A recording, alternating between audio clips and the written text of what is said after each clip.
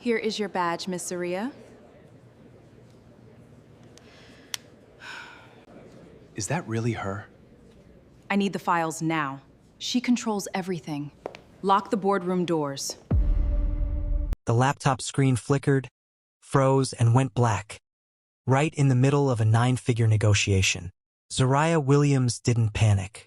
She'd learned a long time ago that panic was a luxury for people who had someone else to catch them if they fell. She didn't, so she reached under the table, yanked the HDMI cable, blew into the port like it was 2004, and plugged it back in. The numbers flashed back onto the screen. Somewhere behind her, a man in a navy suit exhaled like she'd defused something far worse than a dead cable. Finally, a woman muttered, "I thought we'd have to reschedule around." Whatever that was. Another guest leaned toward his companion and whispered just loud enough. They really let anyone handle the numbers these days. Zaria kept her eyes on the screen. She'd heard worse in rooms that mattered a lot less than this one. It was 11:47 p.m. on a Thursday, and she was standing in a glass-walled penthouse 40 floors above Manhattan, holding together a financial presentation for a deal she'd been called in to save 4 hours earlier. 6 hours earlier, Zaria had been sitting in her studio apartment in Astoria, 3 spreadsheets open, calculating exactly how many freelance audits it would take to cover her mother's hospital bill in Houston. Her phone rang, a number she didn't recognize. "Miss Williams? This is Renata from Vance Capital Events. Our lead analyst just walked off the project. We were told you're the best forensic auditor available on short notice. I haven't done a live deal room in over a year." "We know." Everyone else said no. Zaria had looked at the hospital bill still glowing on her second monitor. "What time do you need me?" 90 minutes. "I'm on my way." Now she stood in a room full of people who organized their lives around never needing to ask anyone for 90 minutes of anything. Preston Vance, the host, found her near the check-in table before the session began. He looked at her the way people look at a smudge on a clean window. "You're the replacement." "I'm the analyst, yes. I was told someone more polished was available." Zaria met his eyes. "My math hasn't changed based on how I look, Mr. Vance." His jaw ticked. "This deal requires precision, Miss Williams, not distraction." "Then I should get started," she said, and walked past him before he could answer. If you're the kind of person who believes competence should speak louder than someone's opinion of you, hit subscribe now because tonight is about to prove exactly that point. At midnight, the room went still. Every head turned toward the elevator doors. 6 security men stepped out first, moving like they'd rehearsed silence. Behind them walked a tall man in a black suit with no tie, his expression giving away nothing. A thin edge of ink curled up from beneath his collar, the faint outline of a spider web reaching toward his jaw. Someone whispered, "Choi Do-Hyun is here in person." Vance rushed forward, both hands out. "Mr. Choi, an honor." Do-Hyun didn't slow down. He walked past Vance, past the Wall Street men angling for a handshake, straight toward the one person in the room nobody had bothered to introduce. He stopped in front of Zaria. "You fixed the presentation," he said, in English polished but unmistakably foreign. "I did.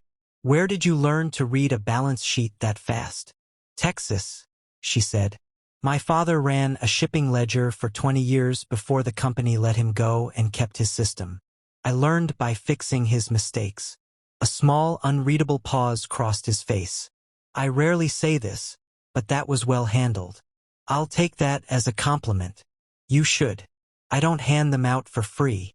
For the first time all night, someone in the room laughed.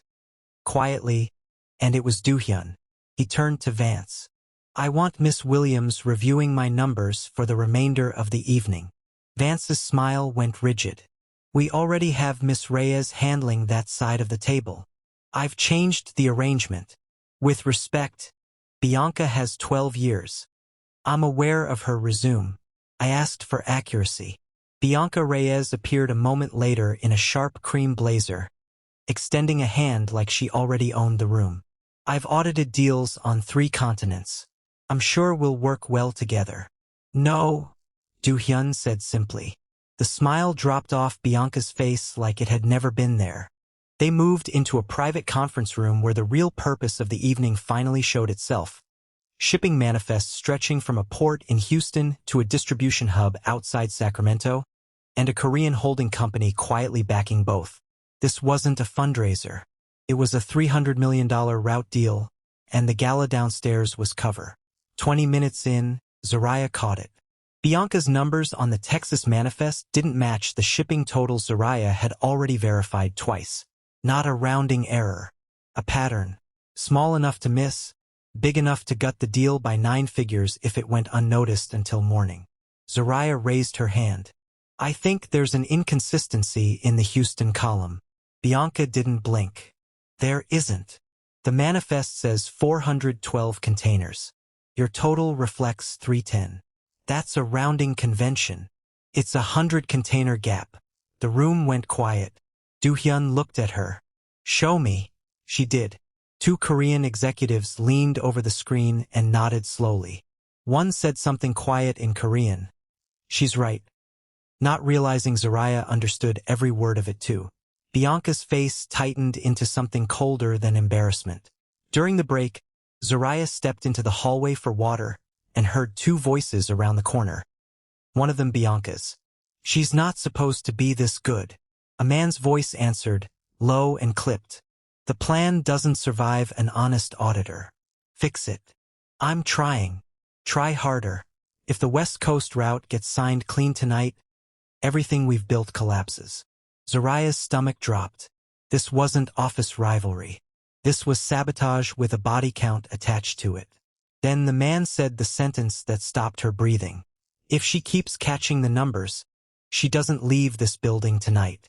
Her phone buzzed in her pocket. Loud, sudden.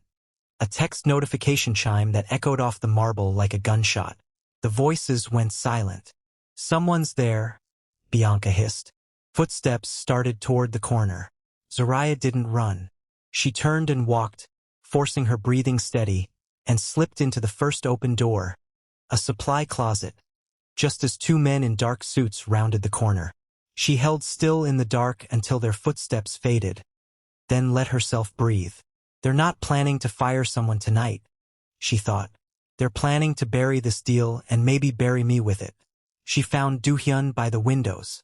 I need to tell you something. You look like you've seen something you shouldn't have. I heard 2 people planning to make sure I don't leave this building tonight. His expression didn't change, but something behind his eyes sharpened. Which 2 people? Bianca. And a man I didn't recognize. He nodded once, slow. You're certain? I'm certain. Then we continue as planned. He caught her look of disbelief and almost smiled. Frightened people are predictable. I'd rather know exactly where the danger is than force it to hide. That's the least comforting thing anyone said to me all week. I promise it gets worse before it gets better, he said. And for a second, the corner of his mouth twitched. Was that supposed to be a joke? She asked. I'm told I have a dry sense of humor. You're told by whom? Nobody brave enough to say it twice. 10 minutes later, one of Do-Hyun's men returned pale-faced. Sir, the building's security feed has been looping the same 40 seconds since 11:50. Someone's inside the system. That meant every camera they trusted for the last half hour had shown them nothing but a rerun. They've been moving freely, the officer said. And we've been watching an empty hallway. Do-Hyun's jaw tightened. The first visible crack in his calm all night. Lock every stairwell. Nobody uses the elevators until I say otherwise. Copy. Zoraya looked at him. Elevators specifically? Vance's building permits list a maintenance contract renewed 2 weeks ago, Do-Hyun said. 2 weeks ago is also when this deal was finalized on paper. That is not a coincidence I like. The confirmation came 15 minutes later, when a security officer pulled a folder from Vance's unlocked office. Building schematics with the private elevator shaft circled in red, and beneath it, a shell company registered in Houston, tracing straight back to a name neither of them expected. Choi Do-Hyun. Do-Hyun went still in a way Zoraya hadn't seen from him all night. You know that name, she said. He's my uncle. He trained under my father before my father died. His voice dropped, quiet and hard. He told me for years the organization was too soft to survive. I didn't think he meant it enough to try and prove it by killing me in an elevator. If you're invested in how far someone will go to protect a legacy that isn't fully theirs yet, this is exactly the moment to hit that subscribe button, because the next 20 minutes flip everything you think you know about tonight. They evacuated the private elevator, rerouting the deal signing to the stairwell landing on the 38th floor instead. A decision that likely saved every life in that shaft when, for minutes later, the cable released early, the car dropping 3 floors before emergency brakes screamed it to a stop. Empty. Exactly as planned. Byung-ho stepped out from the service hallway moments later, calm, unarmed, almost disappointed. You survived, he said to Do-Hyun. Your father would be relieved. I am not. You built this route with my father, Do-Hyun said. Why tear it down now? Because kindness isn't leadership. You hand a stranger your trust in one night. He glanced at Zaraya. That's not strength. That's exposure. I trust people who earn it, Do-Hyun said. She earned it twice before midnight. Byung-ho's composure cracked, just slightly. Loyalty built on sentiment doesn't survive a real storm. Mine has, Zaraya said quietly, survived worse rooms than this one, with a lot less power in them than you have. Maybe that's the part you're missing. For a long moment, nobody spoke. Then Byung-ho lowered his hands, the fight visibly leaving his shoulders, and let the security team take him without another word. Vance was arrested within the hour trying to leave through the loading dock, the fake Sacramento contracts still in his briefcase. Bianca, facing a decade of fraud charges, agreed to testify against both men before sunrise. By 4 a.m., the deal was signed clean, Texas to California, backed honestly on paper that finally matched the truth. As the sky over the Hudson turned pale gray, Do-Hyun found Zaraya by the window, still holding a lukewarm cup of coffee she'd made herself an hour earlier because nobody had thought to offer her one. You never got that coffee order right, by the way, she said. I take it black. You brought cream. Noted for next time. There's a next time? I'm building a division that needs someone who finds the truth in numbers other people are paid to hide. New York, Texas, California. I need someone who already understands all three. He paused. I'd like that person to be you. Zaraya felt something unclench in her chest that had been tight since the phone rang 6 hours earlier. I almost didn't answer that call tonight.